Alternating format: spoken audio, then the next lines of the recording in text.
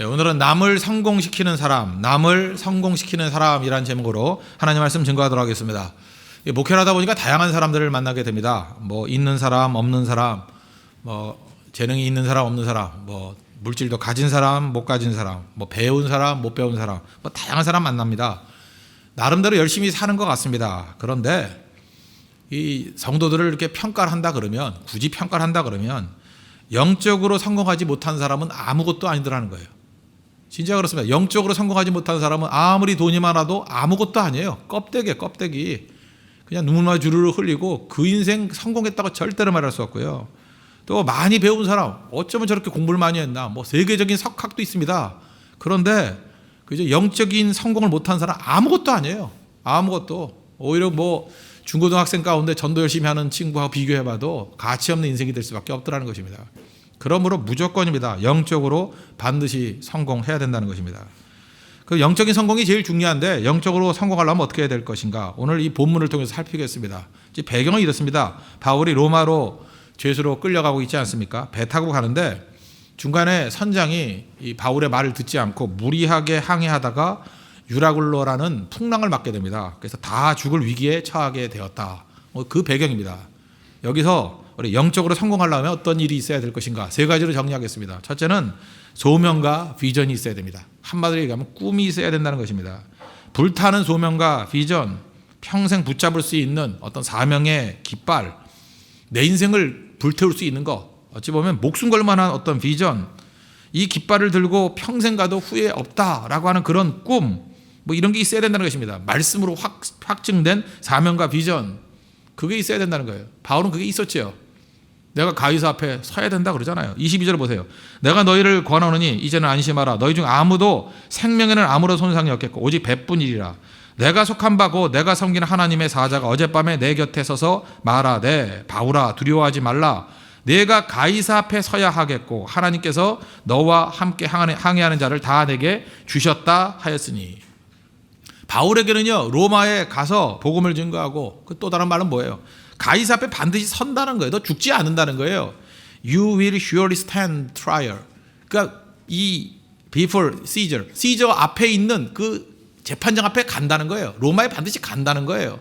절대 넘어지지 않는다는 것입니다. 확신이 있었잖아요. 이 꿈과 비전이 하나님 주신 확신. 사도행전 19장 21절 같은 데 보니까 이런 고백하잖아요. 내가 후에 로마도 보아야 하리라. 로마 간다는 거예요. 이런 불타는 꿈과 비전이 있었습니다. 그러니까 넘어지지 않죠. 로마도 가서 복음 증거한다는 거예요. 풍랑으로 죽을 사람 아니라는 거예요. 사명자는 죽지 않는다는 거예요. 꿈의 사람이었습니다. 비전의 사람이었습니다. 그러니까 영적으로 성공한 사람이죠. 그런 것이 있어야 된다는 거예요. 그러니까 이 능력 있는 교회의 특징이 무엇인지 아십니까? 교회 꿈이 있어요. 교회에 불타는 비전이 있다고요. 그거 없이는 절대로 영적으로 성공한 인생을 살았다고 말할 수 없다는 것입니다. 어젯밤에 무슨 꿈 꾸셨습니까? 하룻밤도 꿈 없이 잠들지 않도록, 그게 우리 청교도들의 기도였어요. 또 하나, 하룻밤도 꿈 없이 깨지 않도록, 잘 때도 꿈 꾸고 자고요, 깰 때도 꿈에서 깨어나는 거예요. 그죠? 하나님 나라의 꿈. 그래서 꿈에서도 하나님의 영광을 보기를 원합니다. 청교도들은 만날, 피우리탄들은 맨날 그런 기도했다고요. 꿈의 꿈. 그들이 환경의 어려움들, 난관들 다 이길 수 있었던 일이 뭐냐? 꿈이 있었기 때문에, 비전이 있었기 때문에, 하나님 나라의 꿈이 있었기 때문에. 이건 나이하고는 관계없습니다. 환경과는 관계없어요. 그게 그들을 강하게 만들었다는 것입니다. 주무시기 전에 여러분들 어떤 책을 읽어야 되겠습니까? 성경 읽어야죠. 주님께서 주시는 말씀을 읽으면 꿈이 넘쳐나게 되어 있습니다. 또 하나, 꿈을 주는 책을 읽으십시오. 절망하는 책들 읽지 말고 꿈을 주는 책들, 하나님께 내 가슴에 불을 붙이는 책들, 그런 거 읽어야 된다는 거예요. 자, 우리 성도들을 이렇게 쭉 바라보면서 어떤 꿈을 꾸느냐 하면, 하나님께서 우리 홍대서교회엔 독특한 그 현상을 만들어주는 것 같아요. 첫째, 외국 출신이 굉장히 많습니다. 뭐 이래저래 따져보니까요, 외국 출신들이 한 40%쯤 돼요. 뭐 가가지고 뭐 잠시 여행한 거 빼놓고요, 뭐 적어도 한 6개월에서 1년 이상 산 사람 친다 그러면 35%? 한 40%? 지금 여러분들 얼굴을 생긴 게 그렇게 생겼어도 전부 다 이게 대단한 사람들입니다. 그죠? 어디서 굴러가서 떨어뜨려놔도 죽지 않을 사람들이에요. 다들 시베리아 배파로 떨어뜨려 죽지 않을 사람들. 이상 그런 사람들이 많이 모였어요. 그래서 우리 교회는 분명히 국제적 영성이 있어요. 국제적 영성이 있다고요. 이거 하나님께서 괜히 주신 거 아니에요. 이거 꿈이 있어요. 이거 갖고 사용하실 거라고 하나님이. 또 계속해서 그죠? 8월달, 9월달, 10월달 귀국하는 사람들 지금 회도 하고 있어요. 지금 계속해서 연락 오고, 뭐 9월에 귀국합니다, 10월에 귀국합니다. 오라지도 않았는데 막 와요 지금. 그죠? 이유가 뭘까? 하나님께서 분명히 국제적 영성을 사용하신다는 것입니다. 또 하나의 영성이 있는데 어디 지방이나 어디 어려운 데서 진짜 험난하고 기도하면서 부딪혔던 그런 야성적 영성이 또 있어요. 죽어라 고생한 사람들. 진짜 있다니까요. 죽으래도 죽지도 않아요. 그죠? 뭐 기도한다 그러면 뭐 5시간 좀 더 하죠. 뭐 이러고 그냥 하지도 못하면서 말이라도 그래요. 말이라도. 분명히 야성적 영성이 또 하나 있다는 것입니다. 또 하나 우리 홍대 앞에서 그런지 모르지만 또 묘한 게 뭐냐면 예술가 전문성을 가진 예술적 영성을 가진 사람들이 또 굉장히 많아요. 제가 볼 때 이 세 가지의 조화, 분명히 하나님께서 무슨 작품을 만들어내실 것 같아요. 국제적 영성과 야성적 영성과 예술적 영성, 이게 만나면 어떤 시너지 효과가 나올지, 어떤 폭발적인 능력이 나타날지 상상만 해도요 그냥 가슴이 벅차오르는 거예요. 분명히 이건 세계를 대상으로 뛸 수 있는 사람이 나온다라는 것입니다. 분명히 나와요. 우리 다음 세대에 있는 우리 젊은이들, 다음 세대에 있는 우리의 자녀들 분명히 이런 영성으로 무장돼서 세상을 변화시키게 될 거예요. 많은 사람 지성인들이 있지 않습니까? 얼음 같은 지성, 또 불꽃 같은 가슴, 거기다가 우리 교회 특징이 뭐예요? 태풍처럼 신속한 섬김. 하자면 그냥 곧장 겨버리잖아요. 그죠? 오래 끌지도 않고. 그러니까 하나님께서 얼마나 가슴이 뜨겁겠어요. 그죠? 이게 분명히 여기서 뭐가 나올 것이다. 이 분명하다는 것입니다. 우리가 철야기도를 하려고 해서 한 게 아니잖아요. 그죠? 하나님께서 이렇게 몰아가시면서 분명히 여기에 필요한 것이 철야기도의 영. 그죠? 계속해서 5시간, 10시간 또 산기도 하고 또 우리 뭐 바닷가기도 하고. 여러분 제가 알게 모르게 제 주변에 지금 얼마나 저를 핍박하는 사람이 많은지 아십니까? 그냥 만나면 뭐하러 철야기도 하냐느니, 좀 살살 하라느니, 나이를 생각하라느니, 뭐에 쫓기냐니. 나 쫓기지도 않는데 그죠? 자꾸만 우리 주변에 사랑하는 사람들이라고 하는 사람들이 저를 방해하고 있어요. 야성을 다 꺾으려고. 그죠? 그게 아니거든요. 힘들어서 하는 게 아니에요. 지금 뭐 성령 이렇게 몰아가시는 거거든요. 분명히 몰아가는 건데. 여러분 그런 거에 기여하지 말고 한번 그 편승해 보십시오. 한번 같이 타보라고요. 파도를 한번 같이 타보라고요. 하나님께서 어떻게 능력으로 역사하시는지. 분명하게 하나님께서 역사하시는 게 있다라는 거예요. 그게 소명과 비전입니다. 바울이 한 사람이 이렇게 어마어마한 일을 했던 이유가 뭐냐면 하나님께서 주신 소명과 비전이 너무 커서 그래요. 풍랑 앞에서도 안 죽는데요. 안 죽는데 내가 가이사 앞에 선대요. 그죠? 내가 가이사 앞에 선대요. 그게 얼마나 중요한 것입니까? 그런 고백과 능력이 있어야 된다는 것입니다. 그게 영적 성공이에요. 하나님 우리에게 소명과 비전을 주십시오. 꿈을 주십시오. 그 기도와 간구가 떠나지 않는 믿음의 종 되기를 바랍니다. 두 번째로 영적으로 성공하기 위해서 필요한 건 뭐냐면 은사대로 뛰어야 돼요. 은사대로. 은사가 뭡니까? 하나님께서 내게 허락하신 것, 그게 은사예요. 내가 해서 즐겁고 열매 맺는 것, 그게 은사예요. 그래서 은사 확인의 3대 원리 제가 누누이 말씀드리지 않았습니까? 잘하고 좋아하고 옳은 것. 이 세 가지가 맞으면 은사예요. 잘하고 좋아하고 옳은 것. 그럼 은사라고. 잠깐만 설명한다면 잘한다.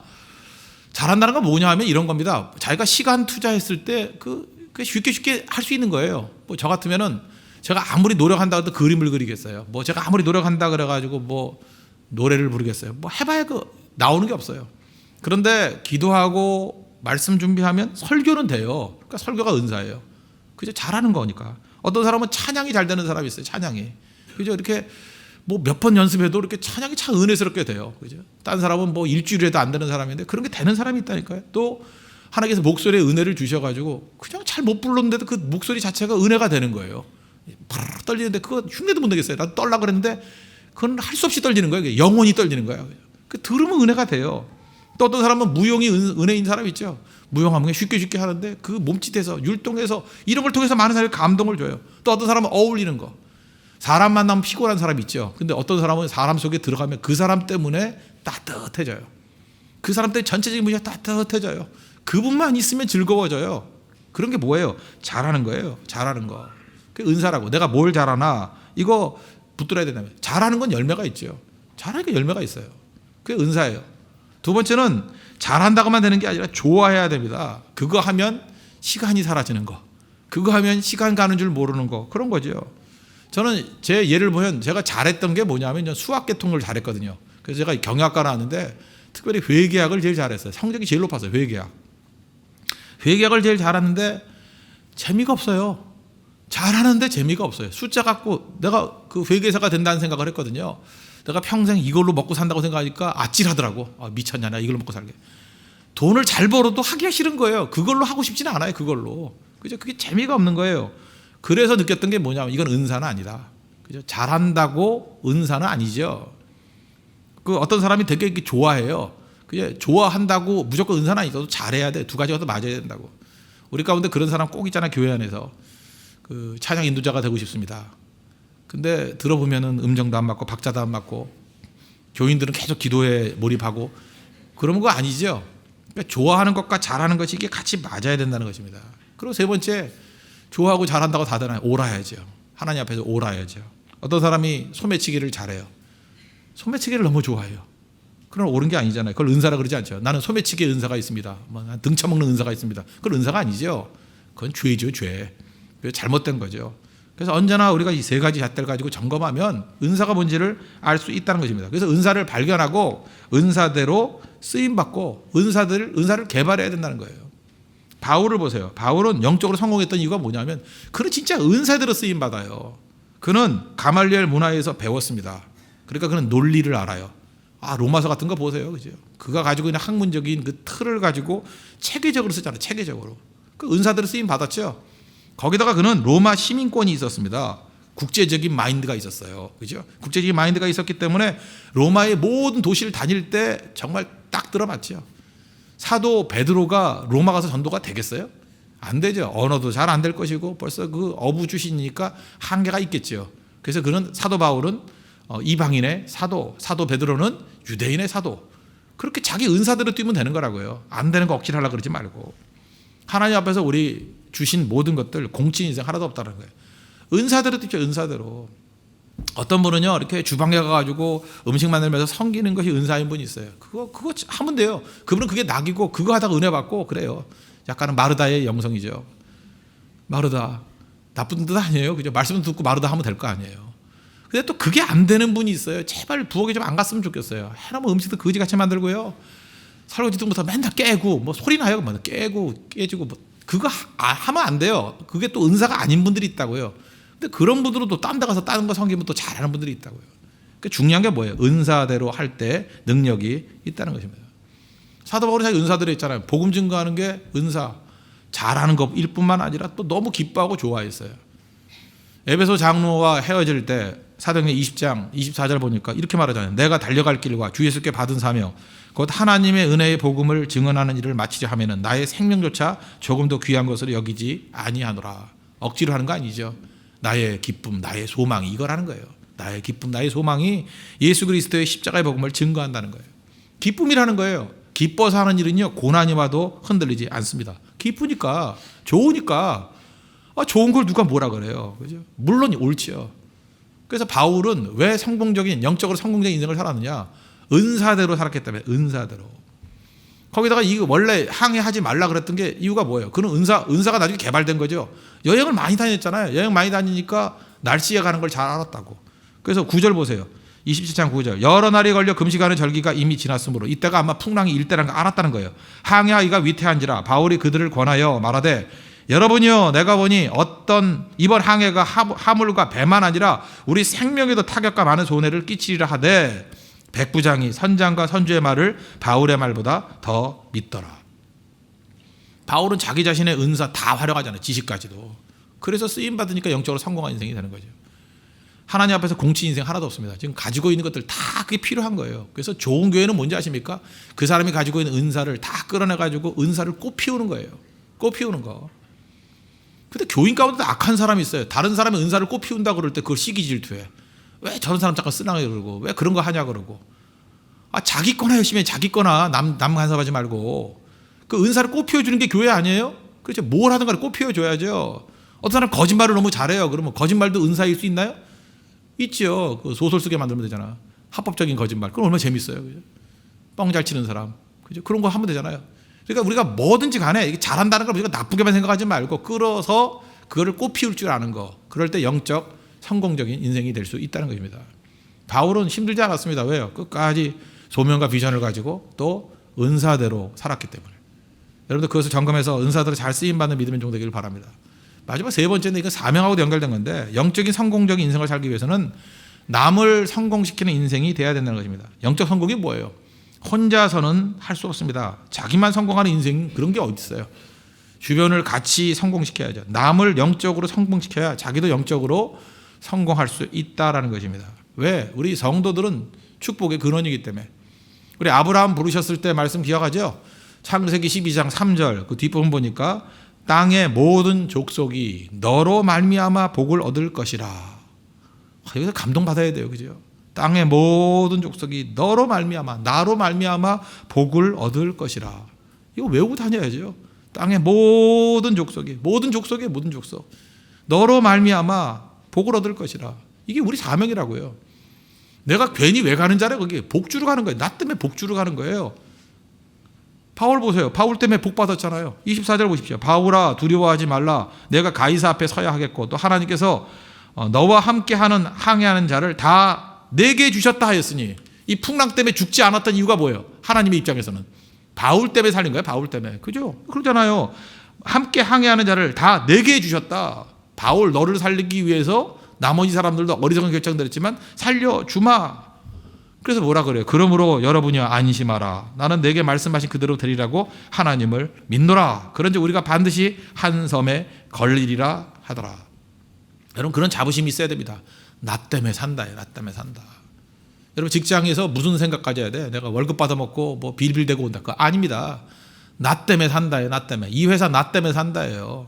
이 회사 나 때문에 부흥한다는 거예요. 나 때문에 성장한다는 거예요. 괜히 보내준 게 아니죠. 여러분 어떤 뭐 진이 있다 그러면 진짜 그런 의식까지 이 진 나 때문에 돼. 그죠? 그런 의식이죠. 저도 목사니까 그런 마음 먹어야죠. 홍대석의 성도는 나 때문에 다 복 받아. 그죠? 하나님 앞에 그런 의식을 가져야죠. 나 때문에 된다고. 그래서 우리 주변에 있는 사람들 어떤 사람이 가면 이렇게 불안해진다면 저 사람 때문에 벼락 맞을까 이런 사람이 있잖아요. 그죠? 근데 바울이 있으니까 뭐라 그래요? 나 때문에 복 받는다 그러니까 뭐라 그래요? 주변을 향해서 뭐라고 얘기하는 거예요? 안심하라. 세상에 대해서 우리 안심을 외쳐야 돼요. 왜? 하나님이 살아 계시고 하나님이 나에게 복 주셔서 나 때문에 산다는 거예요. 안심하라. 안심하라. 우리 가나안 농문학교의 그 김용기 장로님, 고 김용기 장로님께서도 그 기도실 앞에 붙여 있다 그랬죠. 제가 옛날에 그 신림 가나안 농문학교 갔을 때 그거 봤어요. 봤더니 조국이여 안심하라고 써 있더라. 조국이여 안심하라. 조국이여 안심하라. 왜요? 내가 있다는 거예요. 내가 날마다 깨어서 기도하는 순간 우리 민족 망하지 않는 거예요. 조국 무너지지 않는다는 거예요. 거기서 굉장한 기계를 느꼈어요. 조국이 안심하라. 조국이 안심하라. 조국이 안심하라. 여러분 그런 마음이 있어요. 홍대석에 홍대 들어왔습니다. 홍대에 안심하라. 안심해도 되죠? 이 동네 안심하고 땅 사십시오. 안심해도 돼요. 여기 절대 망하지 않아요. 그죠? 그런 의식 가져야죠. 여기에 투자하십시오. 여기 분명히 될 거라고. 그죠? 영적으로 판도가 변화될 거라고. 1년인데 이 정도인데 뭐 이제 5년 지나고 10년 지나고 한번 변화되는 거 한번 보라고요. 여러분 영적으로 투자하는 거예요. 영적으로. 홍대에 안심하라. 우리 가정들이 안심하라. 하나님의 은혜와 권능이 임한다는 것입니다. 회사도 마찬가지예요. 신입사원 들어갔으면 씩 웃으라고요. 나 때문에 되겠네. 잠깐 말하고 다니면 욕먹으니까 그냥 혼자 묵상만 하는 거예요. 나 때문에 되겠네. 그죠? 왜? 그분이 함께 주신다는 것입니다. 그런데 우리가 이 교회가 이런 의식을 갖고 있어야 되는데 맨날 시기시도 힘으로 태클 거니까 문제가 되는 거죠. 여러분 싸움의 대상을 잘 알아야 돼요. 싸움의 대상을. 그 하버드 대학교의 그 경영학 교수인 그 수닐 굽타라는 사람이 이런 얘기를 했죠. 옛날에 뭐 한 15년쯤 된 것 같네요. 꽤 오래된 얘기인데 나이키의 경쟁 상대는 아디다스가 아니다 그랬어요. 무슨 뜻이에요? 우리 보통 알잖아요. 경쟁 업체 그러면 나이키 아니면 아디다스 아니에요? 나이키의 경쟁 상대는 아디다스, 리벅이 아니다. 둘이 아니다는 거예요. 뭐라고 얘기했냐? 나이키의 경쟁 상대는 닌텐도다 그랬어요. 닌텐도. 닌텐도가 뭐예요? 소니에서 뭐 그 게임 아닌가? 게임하는 거. 사람은 두 종류라는 거예요. 하나는 밖에 나가서 운동하는 사람이 있고 밖에 나가서 운동하는 사람의 경쟁자는 집안에 처박혀서 맨날 게임하는 사람이라는 거예요. 그러니까 나이키가 해야 될 일은 뭐냐? 그죠? 아디다스하고 경쟁하면 안 되고 밤낮 방 안에서 처박혀가지고 게임만 하는 애들 끌어내가지고 뛰게 만드는 게 우리의 진짜 경쟁이다. 시각이 달라지는 거죠. 그 의식 가져야 되는 거죠. 다시 말해서 우리는 어딜 잡아야 되냐면 대중의 일상을 잡아야 돼요. 그 데일리 라이프. 일상을 잡아야 돼요. 일상. 그죠? 일상. 그냥 오디너리 라이프. 이 일상적인 걸 다 잡아내야 된다는 거예요. 거기서 삶을 빼앗아 와야죠. 그리고 형대세교의 경쟁이 어디예요? 이 바보들은 이게 멍청한 사람들이 교회가 교회끼리 경쟁하는 줄 알아요. 그래서 교회가 괜히 교회 태클 걸고 멍청한 놈들이에요. 멍청한 놈들. 교회가 싸워야 될 건 뭐냐 하면 여기 맨날 클럽에 와가지고 불타는 그 매일 보내는 사람이 우리 경쟁 상대예요. 왜 오겠어요? 외로우니까 오겠죠. 왜 오겠어요? 답답하니까 오겠죠. 뭐 쾌락을 위해서 교제권 때문에 만족 때문에. 그 답답하니까 오는 거 아니에요? 허전하니까 오는 거 아니에요? 그죠? 어디 즐거움 없나 그래서 오는 거 아니에요? 그럼 교회가 진짜 교제권을 줘, 진짜 만족을 줄 수 있고, 진짜 삶의 기쁨을 줄 수 있는 게 교회 아닙니까? 그렇죠. 우리 그들과 경쟁하는 거예요. 그들과. 여기 MB1, MB2와 경쟁하는 거예요. 어디 보자고. 누가 더 재밌나. 너희들 해봐야 그냥 돈 되고 하지. 여기 오면 은혜 받고 간다. 다른 거죠. 요한복음 7장 37절 보니까 명절 끝날 그 큰 날에 예수께서 서서 외쳐 이르시되 누구든지 목마르거든. 목말라서 오는 거예요. 다 목말라서. 목마르거든 내게서 와서 마시라. 그죠? 웬만한 클럽들은 뭐 2시면 끝난다며. 우리 4시까지 한다. 그죠? 더 오래 한다. 우리 빵도 준다. 다르잖아요. 그죠? 훨씬 다르잖아요. 진짜 만족이 뭔지. 우리 4시 끝나고 집에도 안 갔던데 뭐 더 좋아가지고 또 교제 나누고. 얼마나 좋습니까? 그게 진짜 문화가 되는 거예요. 나중에 그런 소식이 들려올 거예요. 홍대 앞에 가면 영적인 만족이 있어. 거긴 2 종류의 만족이 있더라. 분명히 대비되는 기사들이 나올 거예요. 그죠? 춤추는 데서 만족하는 사람이 있는데 이상하게 점점 이따 딴 줄로 가더라. 젊은이들이 기도하더라. 그죠? 춤추는 장소에서 그죠? 이렇게 그 클럽이 있는 장소에서 기도하는 밤새도록 기도하는 사람들이 몰려오더라. 그게 영적인 부흥이에요. 교회가 해야 될 일이 무엇입니까? 다른 사람을 세워줘야 돼요. 다른 사람을 세워주고 다른 사람을 영적으로 승리하게 만드는 그 모습이 있어야 되는 것입니다. 요셉, 하나님이 함께 하시니까 형통한 자 되어서 가는 곳마다 복 주시잖아요. 보디발의 집에 가니까 보디발의 집에 넘치는 은혜. 여기 보세요. 그 애굽 사람의 집에 복을 내리심으로 여호와의 복이 그의 집과 밭에 있는 모든 소유에 미친지라. 누구 때문에? 요셉 때문에. 창세기 39장 5절. 또 창세기 39장 22절 보니까 간수장인 모든 걸 다 맡겼어요. 그랬더니 뭐라 그래요? 여호와께서 요셉과 함께 하심이라. 여호와께서 그를 범사에 형통하게 하셨더라. 나 때문에 못 받는 나 때문에. 그게 영적인 성공하는 겁니다. 그래서 자기 자신 승리하려고 그러지 말고 우리 남을 성공시키는데 인정받고 쓰임받는 우리 믿음의 종 되길 바랍니다. 그래서 마지막에 필요한 건 뭐냐면 감사가 필요해요. 감사는 뭐냐면요. 이런 거예요. 복이 누구로부터 왔는지를 인정하는 거예요. 인간은 복을 만들어내지 못합니다. 우린 복이 있어야 사는 존재인데 내가 복을 못 만들어요. 복은 하나님이 주시는 거예요. 복을 만들어서 부어주시는 건 하나님이라 100%. 그래서 내가 복 받았잖아요. 그럼 반드시 인정해야 돼. 이 복은 내가 만든 복이 아니라 하나님이 주신 거야. 그게 감사예요. 항상 얘기해야 돼요. 그러지 않으면 하나님의 그 근원적인 축복을 도둑질해 오는 거죠. 마치 내가 한 양. 그래서 우리는 감사할 수밖에 없어요. 왜? 은혜가 충만하기 때문에. 제가 아까 원이 얘기해요. 이거 하나님 주신 거야. 성도들이 막 변화되면 이렇게 얘기해야 돼. 그거 하나님이 변화시킨 거야. 성도들이 축복으로 넘쳐나. 그거 하나님이 축복하신 거야. 그죠? 어떤 사람이 승승장구해. 그거 하나님이 승승장구 주신 거야. 그러니까 날마다 그걸 인정해야 된다는 거예요. 그게 감사합니다. 그래서 언제나 능력의 근원과 축복의 근원이 하나님께 있다는 것을 인정하는 감사가 있는 믿음의 종 되기를 바랍니다. 옆 사람 인사 나눕시다. 영적 성공자가 됩시다. 인사 나누시기 바랍니다. 다시 한번 영적 성공자가 됩시다. 세 가지죠. 소명과 비전이 있어야 되고, 두 번째 은사들 해야 되고, 세 번째 남을 성공시키는 인생이 되어야 되는 것입니다. 이런 사람만이 그저 가장 풍족한 넘쳐난 은혜가 넘치는 우리 하나님의 백성이 될 것입니다. 이런 영적 성공자 되는 축복이 임하기를 기원합니다. 기도하겠습니다. 이 시간에 말씀 놓고 다 같이 하나님 앞에 우리 간구하는 시간 갖도록 하겠습니다. 기도하겠습니다.